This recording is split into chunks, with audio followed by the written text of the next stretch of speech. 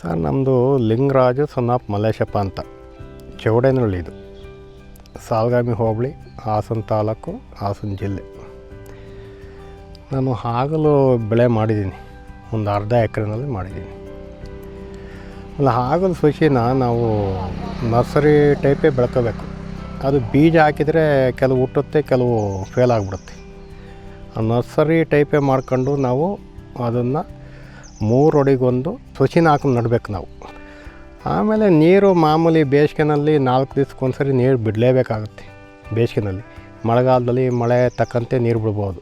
Drip ವ್ಯವಸ್ಥೆ ಮಾಡ್ಕೊಂಡಿಲ್ಲ, ಬಾವಿ ನೀರಲ್ಲೇ ಬೆಳೆದೀನಿ. ಬಾವಿ ನೀರಲ್ಲಿ ಇದು ಹಾಗಲು ಬೆಳೆದು ಈಜಿ ಬೆಳೆ, ಏನು ಸಮಸ್ಯೆ ಇಲ್ಲ. ಆದರೆ ಇದನ್ನು ತಂತಿ ಮೇಲೆ ಹಬ್ಸ್ಬೇಕಾಗುತ್ತೆ. ತಂತಿ ಇಲ್ದಲೇ ಹಂಗೆ ಹಬ್ಸ್ಬೇಕಾಗಲ್ಲ. ಇದು 10 ಅಡಿಗೊಂದು ಗುಜ್ಜು ನಡಬೇಕಾಗುತ್ತೆ. ನಾವು ನಟ್ಟುಬಿಟ್ಟು ಅದ್ರ ಮೇಲೆ ತಂತಿ ಎಳಿಬೇಕು. ಮಧ್ಯೆ ಒಂದು ಟೊಯ್ನ್ ಹೊಡಿಬೇಕು. ಸಣ್ಣ ದಾರ ಹೊಡೆದು ಕೆಳಗಡೆಯಿಂದ ಅದಕ್ಕೆ ಸಣ್ಣ ದಾರನ ಮೇಲ್ಗಡೆವರೆಗೂ ಹೊಡಿಬೇಕು. ಆಮೇಲೆ ಅದಕ್ಕೆ ಗೊಬ್ಬರ ಹಾಕೋದು ಅಂದರೆ ಫಸ್ಟು ಸ್ಟಾರ್ಟಿಂಗು DAP ಹಾಕಿದ್ದು. ನಾವು ಅರ್ಧ ಎಕರೆಗೆ 1 ಚೀಲ ಗೊಬ್ಬರ ಹಾಕಿದ್ದೆ. ಸೆಕೆಂಡು 10-26 ಒಂದು ಸ್ವಲ್ಪ ಹಾಕ್ತೆ. ಆದರೆ ಇವ್ರು ಯಾರೋ ಒಂದು ನ್ಯೂ ಅಲ್ಗೆ ಅಂತ ಕೊಟ್ಟರು. ಯಾರೋ ಬಂದು ಇದನ್ನು ಹೊಡೀರಿ, ಇಂಪ್ರೂವ್ ಆಗುತ್ತೆ ನಿಮ್ಮ ಬೆಳೆ. ಯಾಕೋ ಒಂದು ಸ್ವಲ್ಪ ಬೆಳೆ ಇಂಪ್ರೂವ್ ಆಗಿರಲಿಲ್ಲ. ಈ ಗಾಳಿ ಹೊಡೆತಕ್ಕೆ ಸ್ವಲ್ಪ ಫೇಲ್ ಆಗಿತ್ತದು.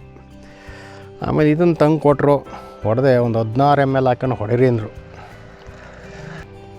ಸ್ವಲ್ಪ ಉತ್ತಮವಾಗಿ ಕಾಣ್ತು. ಆವಾಗ ಮತ್ತೆ ಇನ್ನೊಂದು ಫ್ರೇ ಕೊಟ್ಟೆ.